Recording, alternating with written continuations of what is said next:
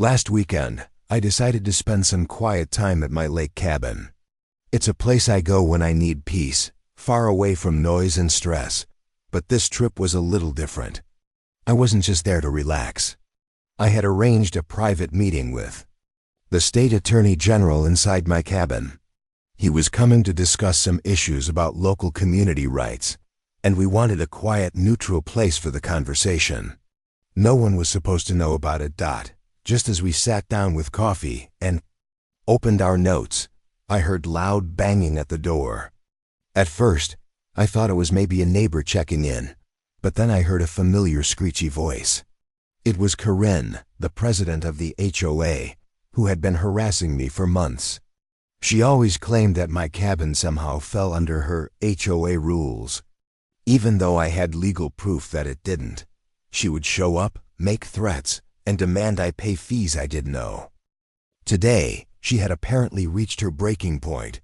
Without waiting for me to answer, she shoved the door open and stormed inside, shouting about how I was breaking HOA regulations. She didn't even look around before launching into her usual rant about fines, lawn care, and parking rules. But then, mid-sentence, she froze. Her eyes landed on the man sitting calmly at my kitchen table. The Attorney General in his suit, quietly sipping coffee, stared back at her with a look of complete disbelief. Karen's face went pale. For once, she didn't know what to say.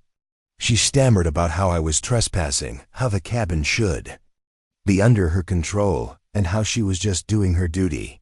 But the Attorney General calmly set down his cup and said, "Ma'am, you just unlawfully entered this man's private property. Do you realize what you've done?" The room went silent. Corinne's bravado melted instantly. She started mumbling excuses about being the authority in the neighborhood. The Attorney General didn't raise his voice, but the weight of his words cut sharper than any shout.